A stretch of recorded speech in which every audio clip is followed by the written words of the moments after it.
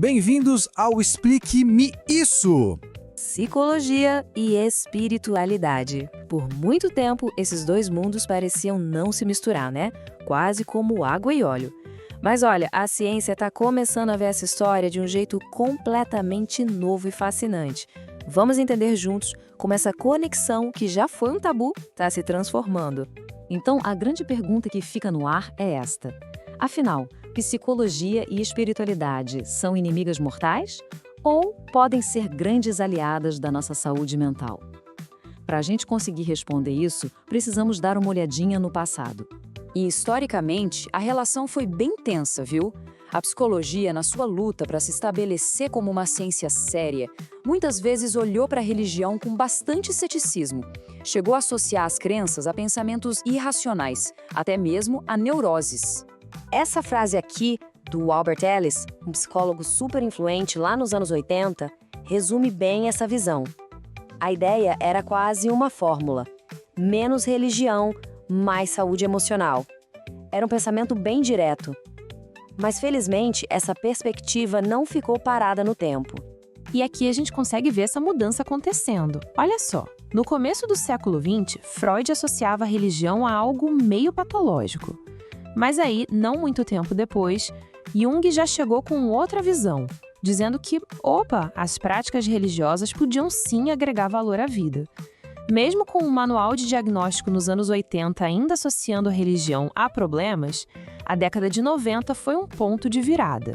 Foi quando começaram a surgir pesquisas científicas sérias que apontavam para uma relação positiva.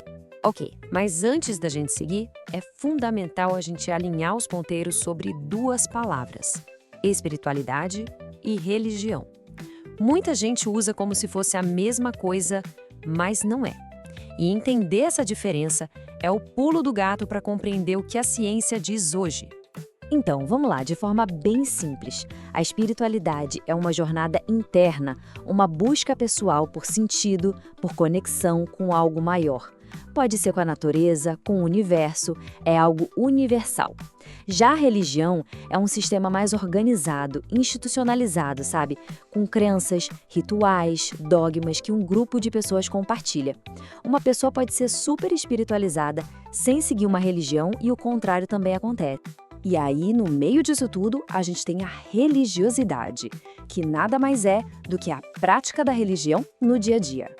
É como a pessoa vive a sua fé, seja participando de cultos, missas ou de um jeito mais particular, como rezando ou lendo um texto sagrado em casa. Beleza. Agora que a gente já sabe quem é quem, podemos mergulhar no que as pesquisas mais novas estão descobrindo sobre a relação de tudo isso com a nossa saúde, principalmente a mental. E por que esse assunto é tão importante ainda mais aqui no Brasil? Se liga nesse número: mais de 89% da população brasileira diz ter alguma religião. É muita gente. Então, ignorar essa parte da vida das pessoas seria fechar os olhos para a realidade da imensa maioria do país. E os estudos têm mostrado coisas bem interessantes. A religiosidade e a espiritualidade muitas vezes agem como uma ferramenta poderosa para a gente lidar com o estresse do dia a dia. Elas também fortalecem nossas redes de apoio, dão aquele sentimento de pertencer a um grupo, de conforto e, claro, ajudam a encontrar um propósito, um sentido para a vida, aumentando a nossa capacidade de superar desafios. Mas olha, é super importante dizer que essa relação não é uma via de mão única. Essa forma de lidar, que os pesquisadores chamam de coping, pode ser negativa também.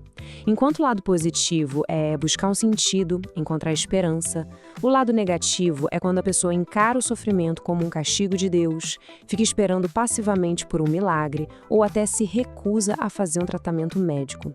E isso, claro, pode gerar muita culpa e vergonha.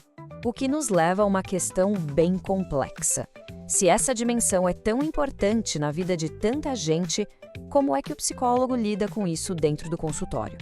E esse gráfico aqui mostra um verdadeiro abismo. Pensa só, a grande maioria dos terapeutas, tipo 90%, reconhece que a religiosidade e a espiritualidade são importantes para os seus pacientes. Mas quando a gente pergunta quem se sente de fato preparado para falar sobre isso, o número despenca para menos de 30%. É uma diferença gigantesca. E qual a principal razão para essa insegurança toda? Geralmente a resposta está lá atrás na faculdade. O tema ainda é muito pouco discutido durante a formação dos psicólogos.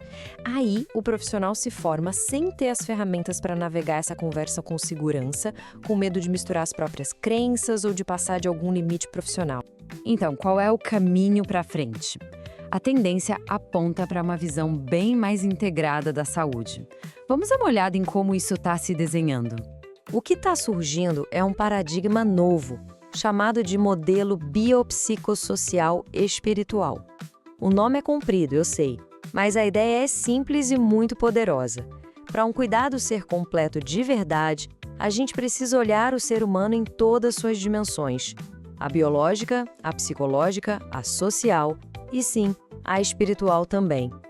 É o reconhecimento de que a busca por sentido é uma parte fundamental da nossa experiência. E isso nos deixa com uma reflexão para fechar. O que falta para a psicologia abraçar de vez essa visão mais integral? Talvez o próximo grande passo seja justamente preencher aquela lacuna na formação dos profissionais, preparando a nova geração para acolher o ser humano em sua totalidade, com todas as suas crenças e buscas por significado.